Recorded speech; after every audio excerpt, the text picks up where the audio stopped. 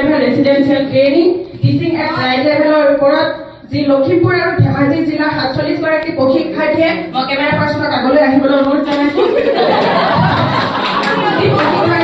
প্ৰশিক্ষণ হৈ আছে আমি তাত জানিবলৈ পোৱা মতে প্ৰশিক্ষণ এটাত কিছু অসুবিধা থকাটো স্বাভাৱিক। তাৰ মাজতো আমাৰ কিছু ক্ষেত্ৰত আমাৰ চাহ অতি মিঠা আৰু চাহৰ লগত বিস্কুট নোপোৱাৰ লগতে আমাৰ শীততাপ নিয়ন্ত্ৰিত যন্ত্ৰৰ লগতে বন্ধ কৰি হোটেল কৰ্তৃপক্ষই থৈছে আৰু তাৰ লগতে আমাৰ যি আহাৰ দিছে দুপৰীয়া আহাৰ অত্যাধিক মছলাযুক্তভাৱে দিয়াৰ বাবে আমাৰ কিছু প্ৰশিক্ষাৰ্থীৰ শাৰীৰিকভাৱে অসুবিধাৰ সন্মুখীন হৈছে। গেছৰ দৰে সমস্যা হৈছে।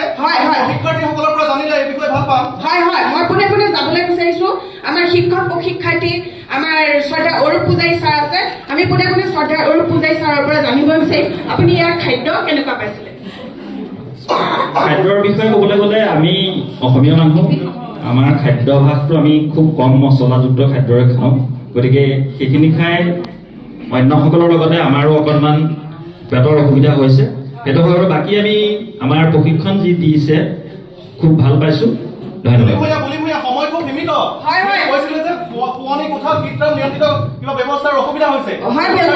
আমি জানিবলৈ পাইছিলো যে ৰাতি অতি উৎকট গৰম হোৱাৰ বাবে শীততাপ নিয়ন্ত্ৰিত যন্ত্ৰ হোটেল কৰ্তৃপক্ষই বন্ধ কৰি থৈছে। সেইবাবে আমি পোনে ছাৰৰ ওচৰলৈ যাব বিচাৰিম। ছাৰ আপোনাৰ ৰাতি ক'ৰবাত টোপনি ক্ষতি হৈছিলে নেকি? আমি প্ৰথম 25 তাৰিখে আমি ইয়াত আছিলোঁ। আমাৰ শীততাপ নিয়ন্ত্ৰিত যন্ত্ৰ আমাৰ বন্ধ আছিল। আমি দুজন ছাৰ লগ হৈ আমি ৰাতি 11টা বজাত হোটেল কৰ্তৃপক্ষৰ লগত যোগাযোগ কৰি আমি শীততাপ নিয়ন্ত্ৰিত যন্ত্ৰ আমি ঠিক কৰি ল'লোঁ। বাকীসকলেও তেখেতলোকৰ লগত যোগাযোগ কৰি আমাৰ দৰে ঠিক কৰি ল'ব। বিশেষ একো নাই, আমি প্ৰশিক্ষণটো খুব ভালেই পাইছোঁ। যিহেতু আমি ঘৰৰ সুবিধাখিনি ইয়াত নাপাওঁ।